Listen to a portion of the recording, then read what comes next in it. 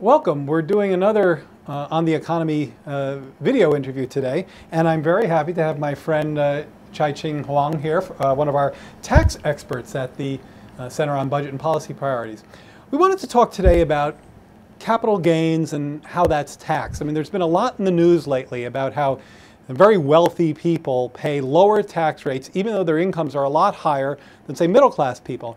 And part of this has to do with this beast called capital gains. So, Chye-Ching, talk about how that works. Okay, so a capital gain, of course, Jared, is when you have an asset and you hold on to it and it goes up in value. So give me an example, like a painting or a stock, something like that? Some real estate, yeah, some shares in a company.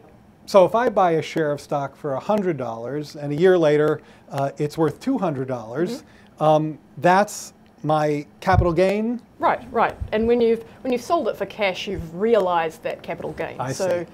But if you don't sell it, you just hold on to the stock and your wealth's increased by $100. That is still, to an economist, an increase in your income because your wealth's gone up. I see. It's just an unrealized. But if I sell the share now for $200, I paid $100 for it, I have $100 of realized capital gains. Now take us through what happens tax-wise to that $100 of capital gains. Right, so if you've held it for a certain period of time and you've met other sorts of rules, usually that capital gain will be taxed at a 15% flat rate. A 15% flat rate. Okay. So that's quite a lot lower, you'll notice, than the top rate that you might pay on what you call ordinary income, and that's usually income from wages, from salary, from other sorts. So this explains why people whose income comes from capital gains or dividends are paying a 15% rate versus somebody whose earnings are paying a rate of twice that or more, right? Right, the top rate on earnings.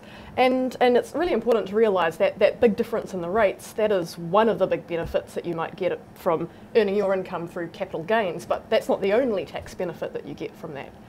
What are some others?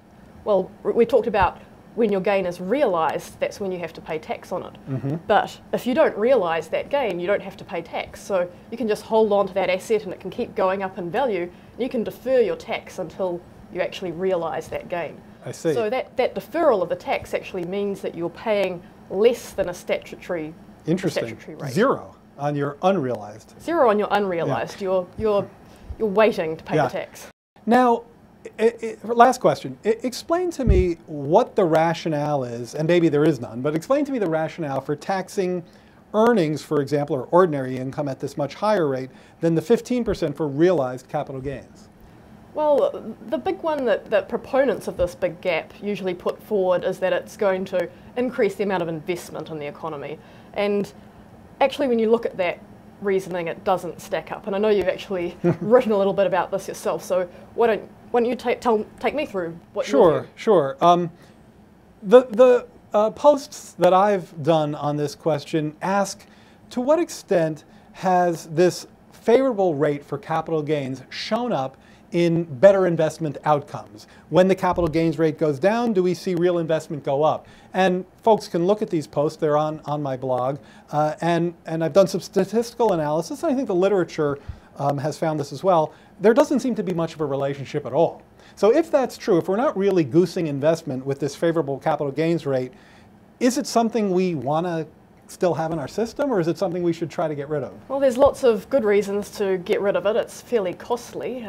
Even just letting the rates, even just closing some of the minor loopholes around it could bring in billions of dollars more a year into the revenues at a time when we're looking to bring down the deficit. And then another big problem with these capital gains is that, as you've mentioned, they're very, very highly concentrated at the top of the income distribution. Right. This is the other point. So at some level, this contributes to the income inequality problem, the wealth inequality problem. Right. Well, at the same time that capital gains income has been growing really rapidly and growing at the very top of the income distribution, at that same time we've been cutting the rates that apply to that sort of income. So that's one of the major reasons why the tax system isn't doing as much to push against income inequality as it used to. I see. That's a great explanation. So thank you very much, Chye-Ching Huang, and to our listeners, we'll see you next time.